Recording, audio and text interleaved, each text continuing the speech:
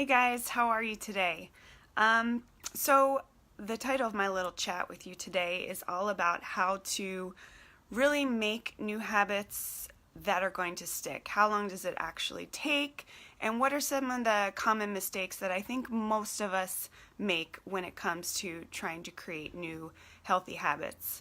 So let's talk about the time first, right? And I think that most of us will agree that we've heard that it takes about 21 days to create a new habit, right? Well, it's actually now scientifically backed that it can take anywhere between 18 to 280 some odd days. I mean, we're talking almost a year to actually create and form habits that become just that. They're habitual. We do them without even thinking. It's just sort of automatic, like, what you do in the shower as far as your routine, right? I'm talking like that sort of automation where you get in, you wash your face first, and then you wash your hair, and then you wash your body, whatever that is for you. So again, to form that sort of just automatic habit, it can take anywhere from 18 to 200 and some odd days. And this varies greatly depending on the type of habit you're trying to form and, so many other factors. But I think it's important that we know that, because when I talk about the common mistakes, this will come into play. So knowing that it's going to take more for most people than 21 days to create a habit, what are some common mistakes that often occur that kind of set us up for failure, or that have us sort of just throwing in the towel? And I think the number one is that I've made this mistake for so many years. I'm just finally learning this, right? It's that we make our goals, or we make the habit that we want to create too big, too broad, too general, and we don't give it any sort of measurable, or we don't give it a way to be measurable, and let me give you an example. January comes around. A lot of us want to get into better shape. We want to lose weight. We want to work out more. Hi, Stacy. And so we'll set these resolutions, these goals for ourselves that, just sort of a broad goal, like I want to lose weight, or I want to work out more, or I'm going to meal prep every week. And instead of giving ourselves a very fine-tuned, measurable goal, like for example, instead of just saying I'm going to work out, maybe it's I'm going to take a 15-minute walk post-dinner, for 5 nights out of the week. It breaks it down. It makes it more realistic. It makes it measurable, so we can actually say, hey, that's something I can actually see myself doing, instead of, again, I'm going to work out 5 days a week. We don't really have a way of measuring that. And it's tough. It's tough to keep that very general, broad goal.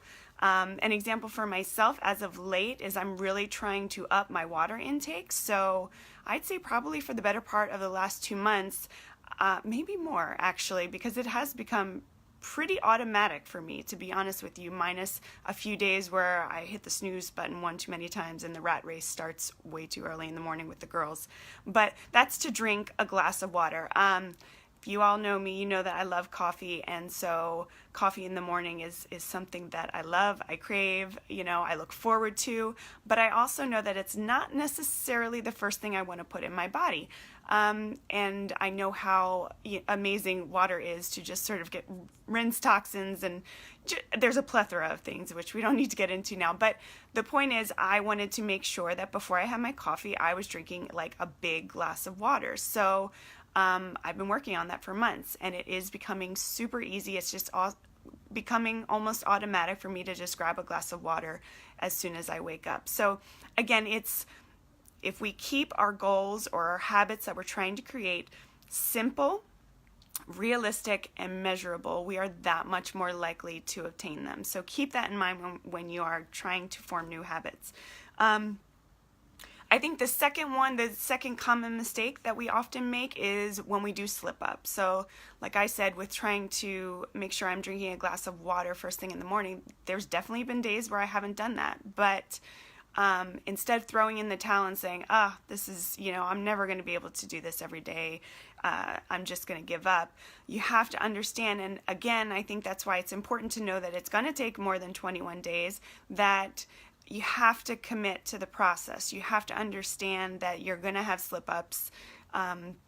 You are going to forget. You may not work out every day. You're not going to drink that glass of water. You're not going to meditate. You're not going to, meal prep every week. It's just not going to happen. But, understanding that, again, just give yourself some grace and stick to it. And I thought this was interesting. It was actually a study done, I might butcher her name, Philippa Lally, I don't know, but this was the study I was reading that I thought was so fascinating, and it actually said that for people that were trying to create habits, making a mistake here or there, once or twice, actually had no measurable impact on whether or not that person actually was able to successfully create that habit and make it stick. So keep that in mind. If you do slip up, that doesn't mean that it's just not sticking. It just means that, again, yes, Stacy, committing to the process. That's what you got to do. You have to, if it's something that's that important to you,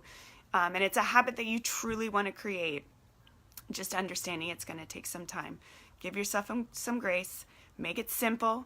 Make it practical, make it realistic, make it measurable, and I promise you'll have a lot more success with that. So, little sneak peek, speaking of habits and making things stick and all the wonderful healthy habits that we want to get into, I am creating a new program, an online-based program, and it's all about mastering meal prep. So I'm super excited. I am working on it right now. I will keep you guys posted as that comes out. But let me tell you, I'm flipping what we all think about meal prep upside down on its head. And I am going to show you how to actually do this in a way that it will stick, that is simple, it's not overwhelming, and anyone can do it, whether you are a novice in the kitchen or not.